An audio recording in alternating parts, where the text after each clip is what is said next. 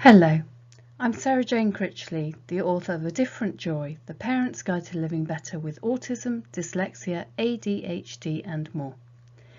What I'm going to talk you through today is your roadmap to discovering a different joy, because it doesn't matter where you are in your journey, whether your child's very young, whether they're a sort of toddler, or whether you're looking at a new school for them, or if you're looking at them moving into independent life.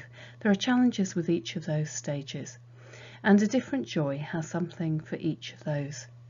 So what I'm going to do is I'm going to take you through what's in the book and help to highlight some of the additional resources that you'll get in each of the sections, so that you have a good picture for what's included.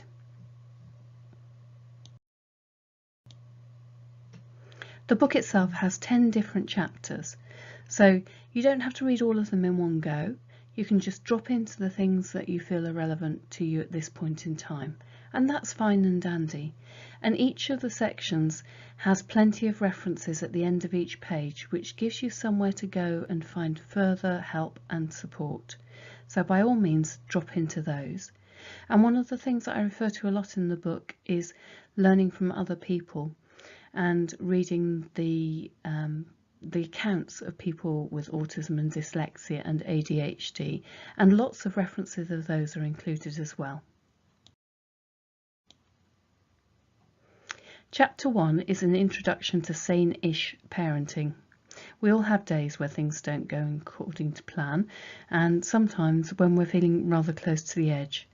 So this is an introductory chapter that's all about talking about how to bring up your children with love over time. That's what Beth's lovely illustration is here. And the key thing is to think about beginning with the end in mind. Where do you need to get to? And how do you plan how to get to there? Lots of people are impacted when they have children with special needs by the tensions that are brought about by having to make those accommodations and by the additional stresses and strains. So often there will be an impact in divorce, separation and mental health, which is why it's so important to take care of yourself first. Should you diagnose or not diagnose your child, if you're at that stage, what are the advantages and what are the disadvantages? How do you advocate for your child? How do you help stand up for them? What's it important for you to know? How do you communicate with people who find it difficult, especially if your child is non-verbal? How can you tell what it is they need to know and what they're trying to tell you? How are they communicating with you? How do you work best with schools and settings? Because you won't be spending all of your time with your young person, they'll be with other people too. And parents deserve happiness too, don't forget yourself. You must build resilience so that you can cope lifelong. And how do you go from surviving to thriving? The second chapter is about diagnosis, acceptance and moving on. So what do you do when you find out that there's something different about your child? Where can you go to and who can help? Is diagnosis helpful? When you decide you want to go for a diagnosis, what on earth do you do in that enormous time where you're waiting to find out about whether the diagnosis is the case, waiting for an assessment?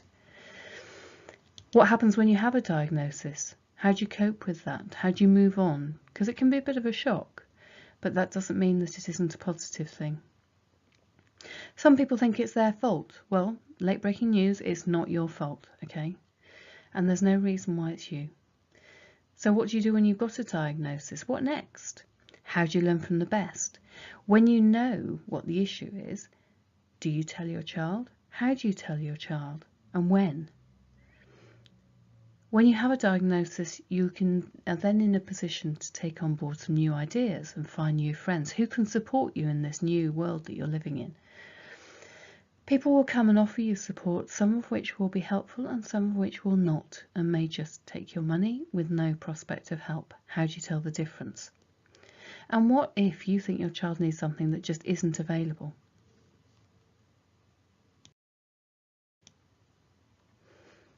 The next chapter is all around knowing your child and how their special interests can be their road to the world, their route to a new existence. So Knowing about it is power. You've got to find out what it is they need. What information do you need to be able to help them? How do you keep track of successes so you know what's working and what isn't? How can a special interest be really useful to you as a parent? And when they've been obsessing about something consistently for a long time and you're just fed up with it, what do you do with it? How do you manage that? How special interest can be really useful at school and how you champion your child. How you build bridges and find common ground both with your child and with the people who work with them. How their passion can lead to a career and how it has done for several people. Temple Grandin's story. What special interests have to do with motivation and how to use it? Discovering what your child loves, even if they're not verbal. What if the special interest isn't age appropriate? What do you do then? And if they're consumed by their special interest, if they spend all their time doing that, how do you get anything else done? And how do you use that to build long-term skills? The next chapter is all around neurodiversity. What type of difference is it and does it matter? So the first thing is a discussion of what neurodiversity is and the neurodiversity movement.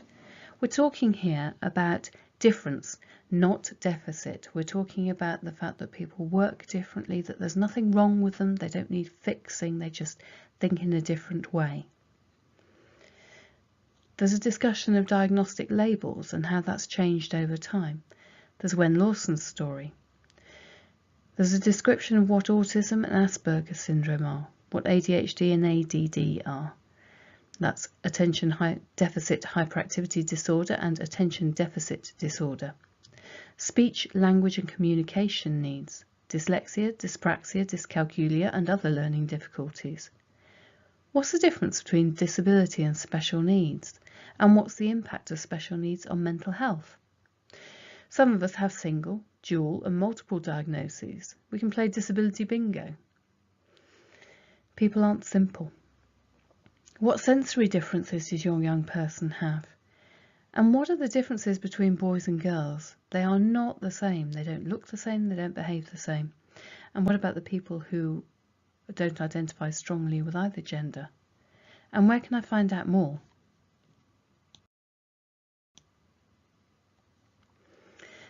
Surviving competitive parenting. Well, of course it's personal. So what do you do and how do you cope when somebody else spots something you've missed? And when they say, why hasn't your child, whatever, spoken, moved, talked, done something a particular way? And you may feel, well, doesn't everyone do that? We do. What happens when a teacher or teaching assistant or educational psychologist says your child is not accessing the curriculum and what that means? And when they turn around and say, oh, but it's far too early to diagnose them with. Is it? Is it really? Parents under siege in the playground and how you cope with being judged by other people. Of course it's personal, dealing with defensiveness, yours and others. Preparing for meetings and how to focus on the positives, the importance of stopping, listening and reflecting, and the impact of early intervention. What difference can it make and why would you? Parents' evenings, oh my word, what fun, and how to survive them.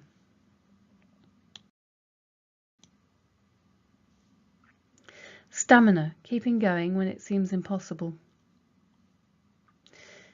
Reality bites and it can be hard. So what do? You triage. You work out what to do first and what next. Lots of people have an impact on divorce and family breakdown. That has an impact also on parental mental health. Levels of ill health mentally in parents of children with special needs are dramatically higher. How you model emotional resilience. That means getting yours right first and then demonstrating it for your children. Have a look at exercise and stress relief. Free endorphins, anyone? It's the body's happy hormones. Use them. They're fab. And what to do when you need someone to listen to you.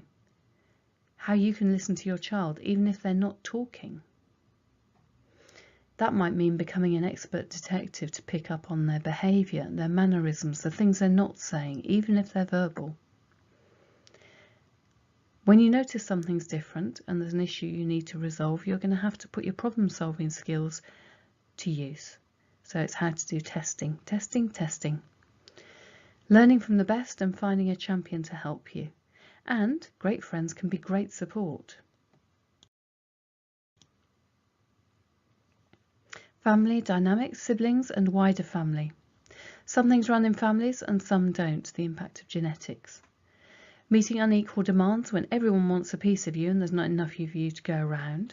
How you keep relationships going under strain. Mothers, fathers, different roles and recognising the strengths of each. How to deal with sibling issues. What you do when partners don't agree and recognising the gift of grandparents. Redressing the time balance, if only time travel were possible. Wouldn't it be lovely? And communication, communication, communication. It may not be verbal, it's still communication. And everyone gets special time.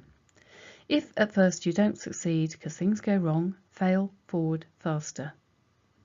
And it may not work for everyone, but it works for us. The next chapter's on perfect schools don't exist, how to find the best you can. You need to know your child and know that the best in the area might not be the best for you or for them. How do you balance social and emotional needs with educational and academic ones?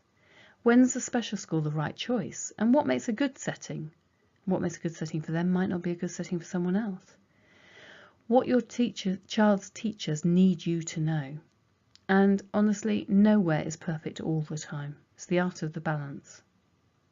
When to carry on working with a school and when to give up and move on. How to help a child who's really unhappy.